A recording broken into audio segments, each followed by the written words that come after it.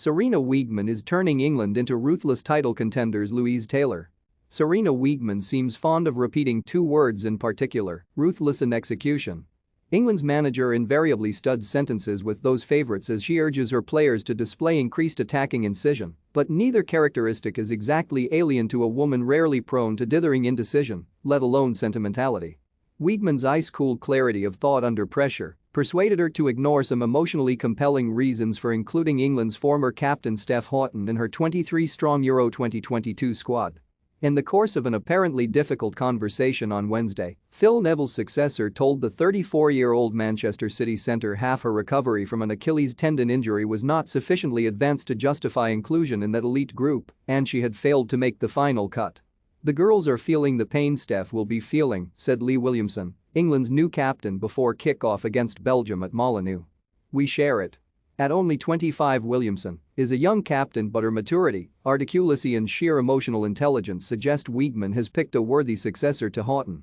Importantly, Williamson is also a highly adaptable footballer, well suited to the in-game positional rotation being gradually instilled by her national manager. Primarily a defender at Arsenal, she has settled into a midfield role with England and impressed on a night when she not only forced Nicky Avrard's own goal but often astutely dropped back to fill in at right back as Lucy Bronze marauded forward down that flank. With a Belgium side unbeaten in their previous 7 games, succeeding in isolating the usually influential Kara Walsh in central midfield, England were initially most dangerous down the wings. If Bronze's final ball occasionally let her down, and she sometimes seemed a little too unconcerned about creating alarming defensive gaps by overcommitting to attack, she proved instrumental in enabling Chloe Kelly's heavily deflected shot to preface the opening own goal. On the opposite side, Lauren Hemp's left wing play consistently petrified Belgium. Should England finally win a tournament next month, Hemp will surely have a lot to do with it. Along with Chelsea's Fran Kirby, the Manchester City winger is arguably one of Wiegman's 2 truly world-class players.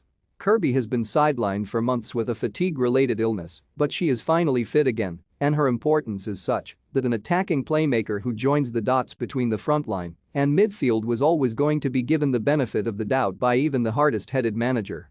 Sure enough, Kirby was introduced in a second half which had already seen Manchester City's Kelly, freshly recovered from a serious knee injury, return to the right of the front three, where she suggested she could push Beth Mead very hard for a starting slot. Belgium, ranked 20th in the world, will not be the last team to sit deep and smother the Lionesses' midfield, so it was not surprising to see Wiegman urge Millie Bright to try her luck in picking out Kelly, Hemp and co with balls over the top from centre half. The coach who led the Netherlands to Euro 2017 glory is, unlike Neville, a pragmatist unafraid to pursue perfectionism by mixing and matching intricate short passing with some unashamedly direct tactics. Typically her second-half introduction of Alex Greenwood, a centre-half keen on stepping out of defence, finally liberated Walsh. Small wonder Rachel Daly's versatility appeals to England's coach. Shortly after arriving at left-back as a substitute, Daly's wonderfully assured technique in volleying the second goal reminded everyone that, of the assorted positions she has mastered, striker is possibly her forte. Daly, like Kirby and Kelly, staked a claim for a starting place in a side which has won 10 games, drawn 2 and scored 75 goals on Wiegman's watch. Significantly tougher tests beckon, but, so far, that managerial ruthlessness is working.